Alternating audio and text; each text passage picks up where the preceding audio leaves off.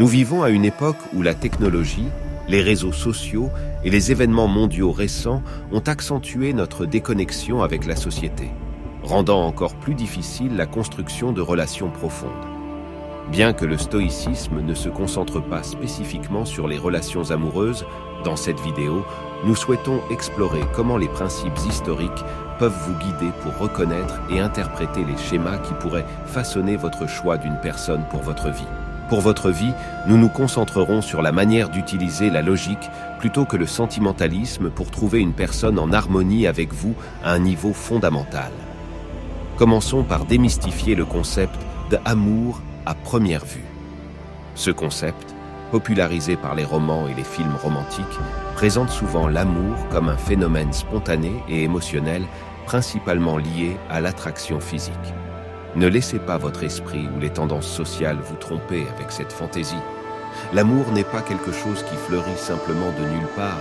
Ce n'est pas un objet brillant que vous pouvez trouver sur un chemin et le prendre comme un trésor.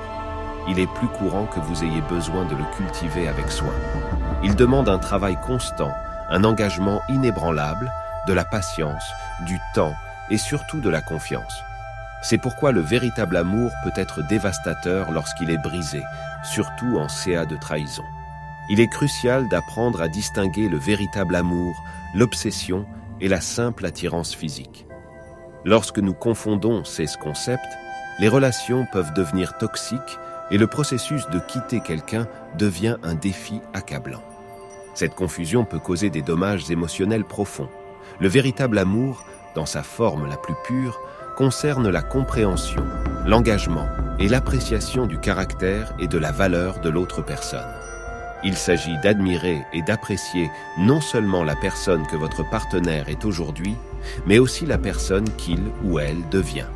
C'est l'essence d'une relation historique et de toute relation amoureuse saine. Rappelez-vous que votre bien-être et votre bonheur dépendent beaucoup des relations que vous choisissez de cultiver. Permettez-moi de vous rappeler que l'amour ne concerne pas seulement votre partenaire, mais doit aussi rayonner vers vous-même. Le véritable amour, dans sa forme la plus pure, implique d'aimer l'autre personne de la même manière que vous vous aimez et vous respectez. Assurez-vous d'être dans une relation qui vous honore vous et votre partenaire. Ne donnez jamais plus de vous-même à quelqu'un qui n'est pas prêt à faire de même pour vous.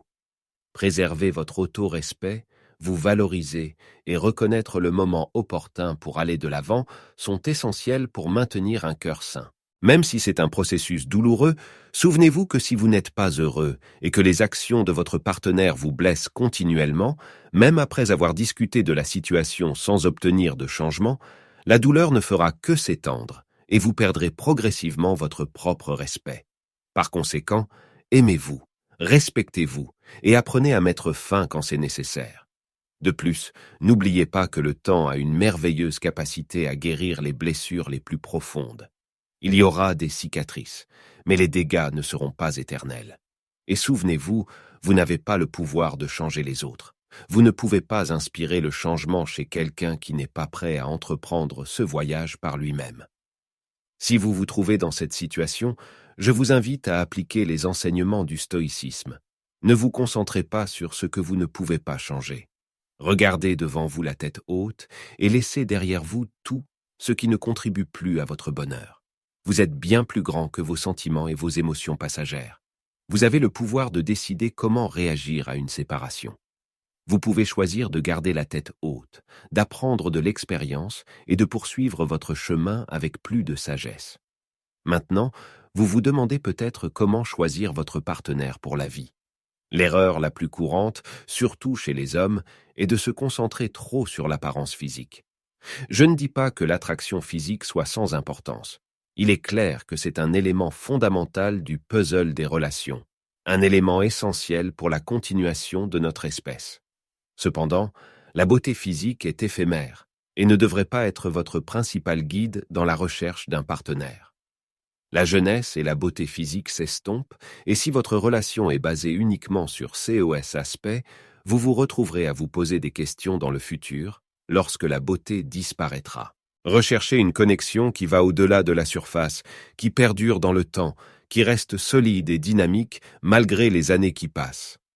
Évitez de tomber dans l'obsession de trouver la personne physiquement parfaite, celle qui est la plus convoitée selon les normes actuelles.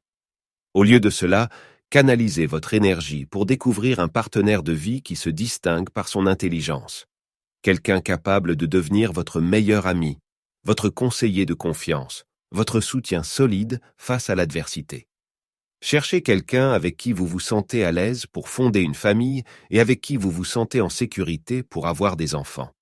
Ce conseil est universel, applicable aussi bien aux hommes qu'aux femmes. Se concentrer uniquement sur l'apparence physique limitera vos options et fermera les portes à des opportunités potentielles. Évitez de vous concentrer exclusivement sur une seule personne, surtout si cette personne ne montre aucun intérêt pour vous. Parfois, nous nous investissons émotionnellement dans des personnes qui ne partagent pas nos sentiments. Nous perdons un temps précieux et sacrifions même des parties de notre essence dans une tentative vaine d'obtenir leur approbation. Selon la philosophie stoïque, nous devons. Qu'avez-vous pensé des principes stoïques dans la relation? J'attends votre réponse dans les commentaires.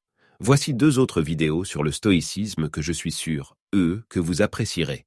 À la prochaine.